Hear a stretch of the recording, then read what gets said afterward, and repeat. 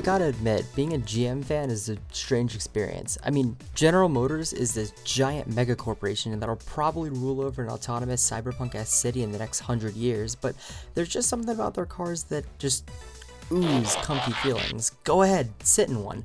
They're bland sometimes, but there's a sort of tranquility to it, like riding home in an empty train after a long day in the city. This is my 09 Chevrolet Cobalt SS Turbo. Again, I reviewed this a couple years back, but I've added a bunch of shit to it, so I'll give some basic info about the car and then get into the new modifications. Most people, if they know it at all, only know the supercharged version of this car, but for a few years it was sold with the 2-liter LNF, the same engine used in the Turbo Kappa platform. 260 horsepower and torque, 5-speed manual, and a front-wheel drive layout. A proper sports compact, even if the craze was kinda dying down by then. But let's face it, the motor is the real meat and potatoes of a car like this, and for once, GM spared no expense. GM's strength has always been their engines, so long as they give a shit. And this time, they did. They wanted to make a 4-cylinder with decent power, and they succeeded. I haven't dynoed mine, but I think it's making between 300 and 320 wheel horsepower and 380 torque, something along those lines with 25 psi, as I'd said before. That's just what cars with these setups typically get.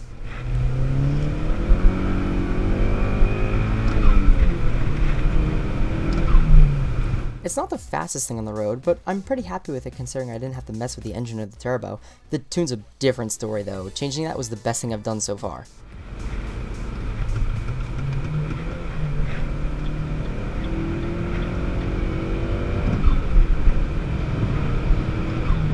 The stock and GM Stage 1 tunes are fine, but they're a bit low on power.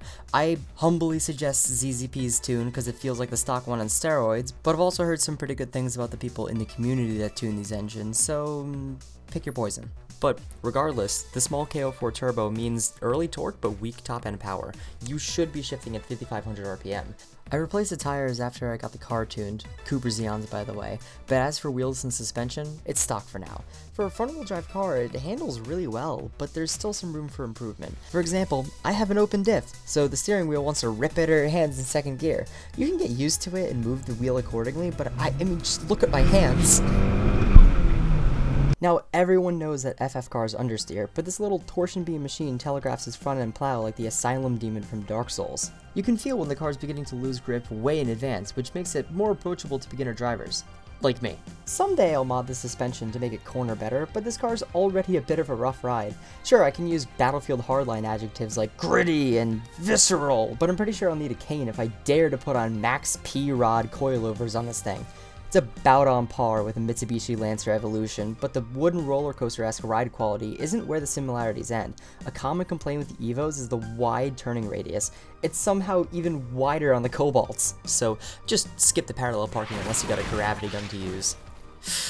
You know, I said the interior's cheap and that I didn't care, but it really do be McDonald's lunch tray hours in here. Like, whatever, I'm cool with it, but after living with it for a while, I get why it's a sticking point with some people. If you're looking at Cobalts and going, damn bitch, you live like this?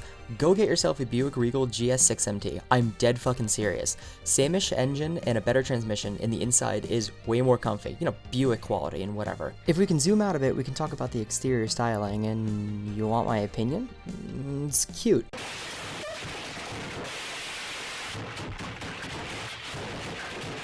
It's got these big Clannad eyeball-sized headlights and angles as hard as a bar of soap, but it's a clean and inoffensive design first and foremost.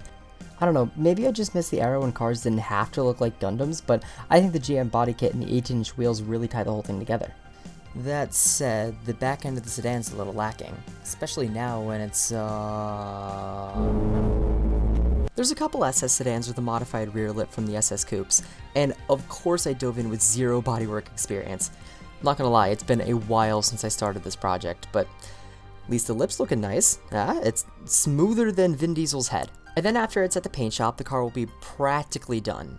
I say practically, quote unquote, because I intend on keeping this car until I die. So, inevitably, I'm gonna do more bullshit to it, so then I can post it on YouTube. Oh yeah, I got some other stuff in the works right now, by the way. The virus made it a little difficult to record these videos, but hopefully I'm back on my bullshit. Later.